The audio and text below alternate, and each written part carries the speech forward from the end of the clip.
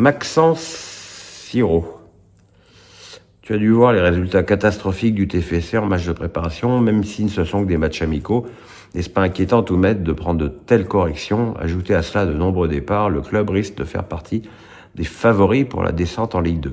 C'est vrai que c'est très inquiétant que ce club qui a changé de président, mais pas de politique et pas de moyens. Hein. C'est pas parce que tu as un nouveau président que tu te retrouves avec un chéquier ouvert, malheureusement. Tu vends des joueurs, beaucoup de joueurs. Aboukla est parti, Siro va partir, et tu recrutes pas grand monde, pour pas dire personne. Et c'est sûr que, à l'évidence, l'équipe s'est appauvrie. Quand on voit le parcours du TFC la saison dernière, c'est vrai qu'on peut se montrer extrêmement inquiet pour la suite de la vie du TFC en Ligue 1.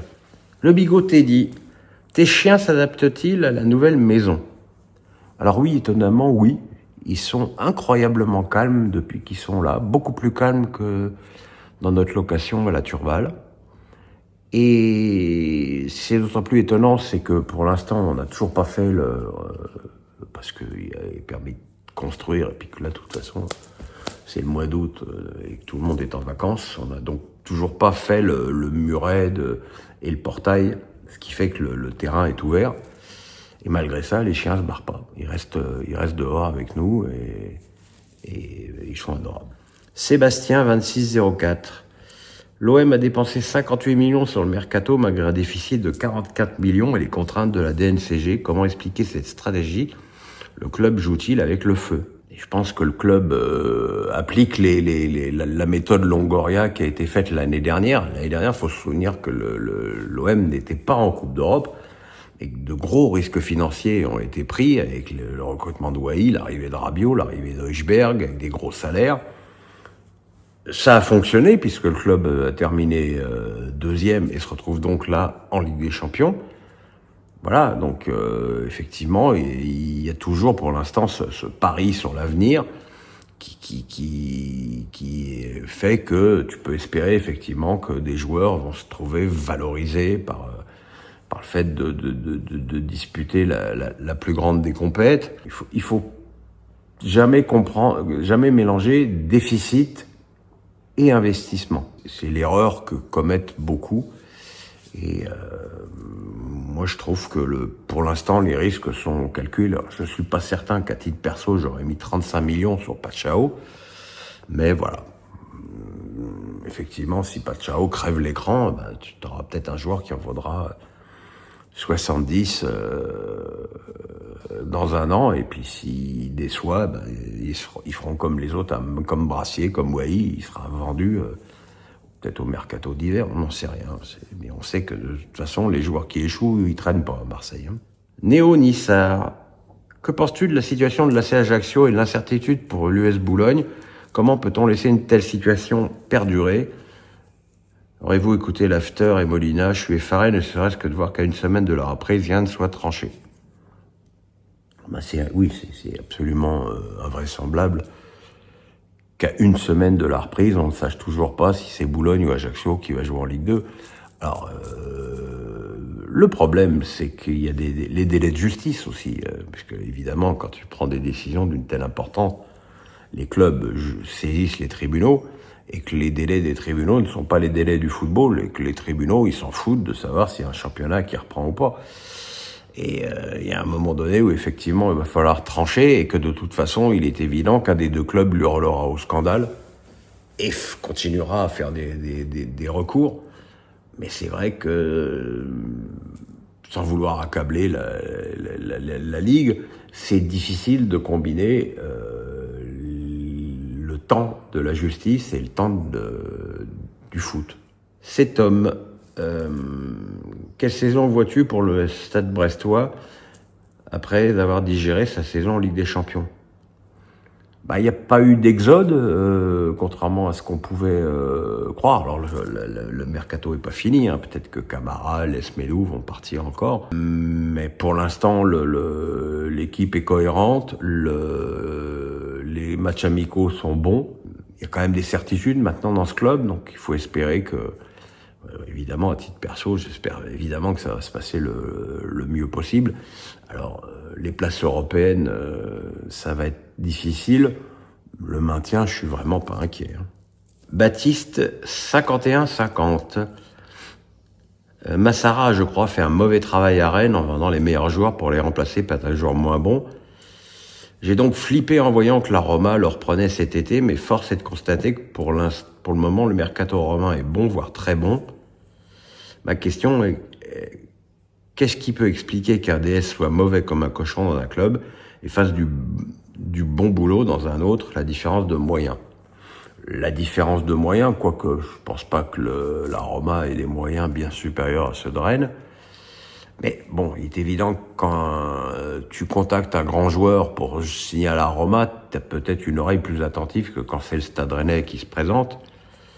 Et puis peut-être que Massara aussi est plus motivé par son travail à la Roma que celui où il était à Rennes, où on a eu l'impression dès son arrivée qu'il errait comme une âme en peine. Donc voilà. Francky B. Que penses-tu du mercato de Strasbourg? Tu crois que les ultras arrêteront leur grève aussi?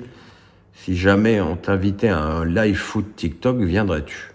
Oui, bien sûr. Invitez-moi, je viens. Je ne sais pas. Vous vous doutez bien que je ne suis pas dans les petits papiers des ultras de Strasbourg. Je ne peux même pas exprimer à quel point je suis en colère après eux par rapport à leur grève et à leurs mensonges perpétuels notamment sur Marc, bien sûr. Je trouve que quand tu as la chance d'avoir un président qui a tout fait pour ton club depuis des années et qui a fait, qu'il le veuille ou pas, basculer le Racing dans une nouvelle ère avec de nouveaux moyens et ils ont la chance en plus d'avoir des investisseurs qui eux mettent vraiment de l'argent. On parlait de Nice avec Ineos tout à l'heure.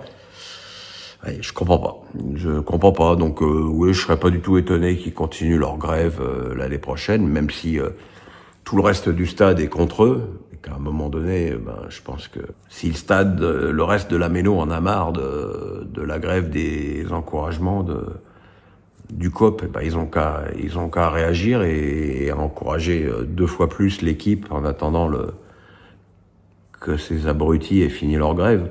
Mais c'est vrai que le mercato, je veux dire, quand Ekbali avait rencontré, pas assez longtemps selon ses seigneurs, les supporters du Racing, il leur avait dit qu'ils étaient là pour longtemps et qu'ils allaient investir pour être européens tous les ans. Je pense que les promesses sont plus que tenues. Alex Nissa du 06, vous en avez rêvé, le voilà. La GIA a perdu cet été, Jubal, Perrin, Traoré. Néanmoins, trouves-tu que la GIA fait un recrutement cohérent avec les recrutements de Siralta, Senaya, El Azaoui, Osman et Casimir? Es-tu confiant dans la mission maintien de la GIA? J'avoue, je ne connais pas, à part Senaya et Casimir, je connais pas vraiment très bien les autres recrues de la GIA. C'est vrai que Jubal, Perrin et Traoré, ce sont quand même de lourdes pertes. Maintenant, je pense que tu vas avoir des clubs qui vont être bien plus en difficulté qu'Auxerre dans ce championnat. Donc oui, je suis plutôt confiant au niveau du maintien. Alex Nissa du 06. Les Rennais s'inquiètent offensivement pour leur équipe, qui ne s'est pas renforcée et pourrait perdre Kalimundo. Que penses-tu du milieu Cissé, Fofana, Rongier est sympa sur le papier. Ce milieu de terrain ne manque-t-il pas néanmoins de qualité technique et de créativité? Si tu veux, avec ce milieu de terrain et la présence de Ludo Blas pour faire la liaison entre le milieu et les attaquants devient quasi indispensable. Donc il faudra que Blas soit à la fois solide physiquement et régulier dans ses performances. C'est vrai qu'offensivement, c'est pas terrible et que si en plus il venait à perdre Kalimundo, ce serait très problématique, même s'il recruterait quelqu'un. Mais recruter quelqu'un, ça veut dire partir dans l'inconnu avec un avant-centre dont tu ne connais pas les qualités, pas forcément le niveau. Voilà. C'est vrai que le recrutement de Rennes pour l'instant est intéressant, hein. Rongier, Merlin, probablement Frankowski, mais offensivement il y a encore beaucoup de choses à faire. Mais bon, je pense qu'ils en sont conscients. Alex Nissa du 06, l'OM a fait un recrutement coûteux sur ce mercato. De Zerbi connaît maintenant bien la Ligue 1, un effectif de qualité. Faut-il être plus exigeant sur le jeu à l'OM cette saison, sachant que le jeu avait été décevant la saison dernière malgré la 2e place à un match par semaine? Oui, t'as un peu tout dit. C'est vrai que la saison dernière, à un match par semaine, c'était moins dur pour un effectif de la densité de l'OM. Cette année, le club s'est renforcé, pas forcément dans toutes les zones du terrain.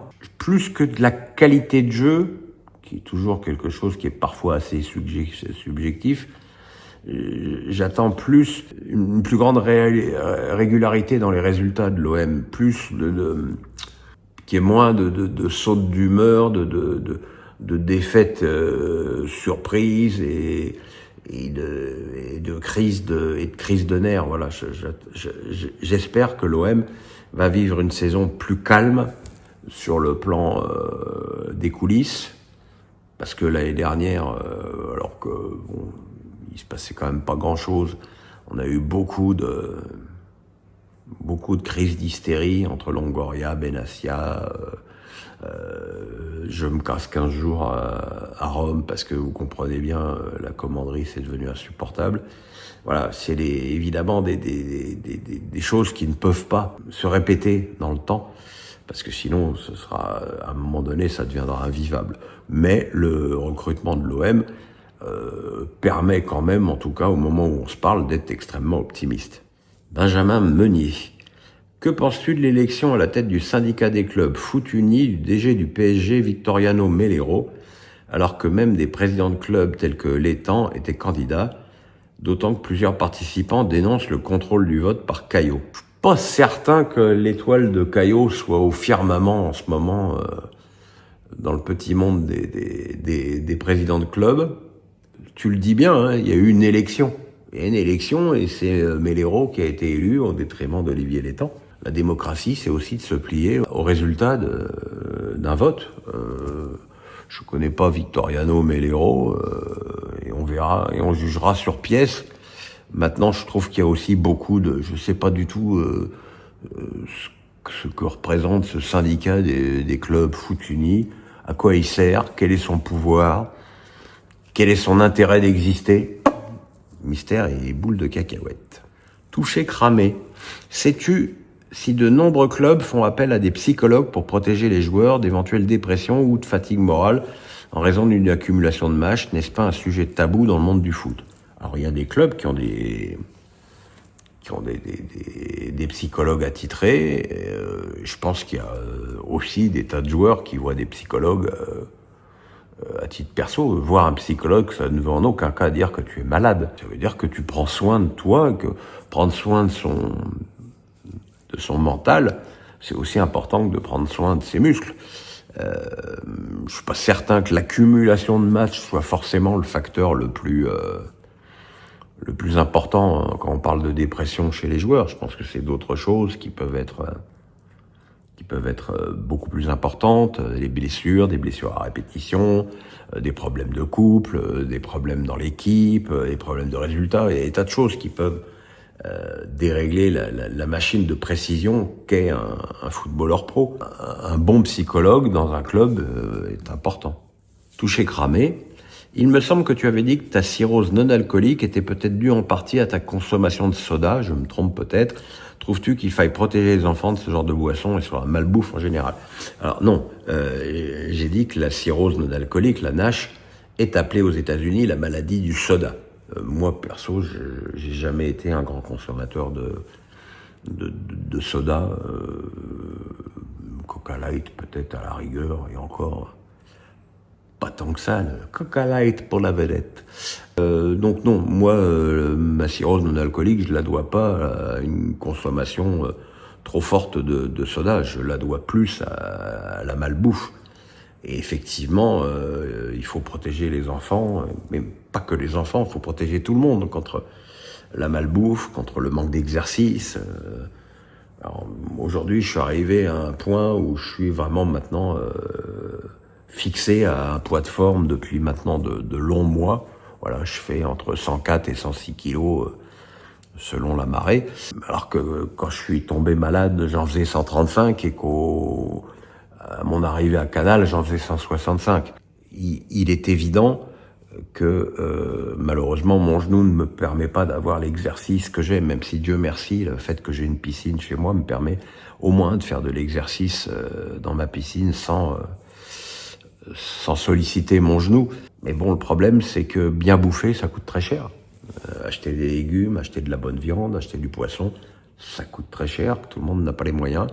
Et c'est vrai que foutre un burger pourri au micro-ondes et ouvrir des paquets de chips, c'est quelque chose qui frappe malheureusement plus souvent les classes populaires et que c'est un vrai problème.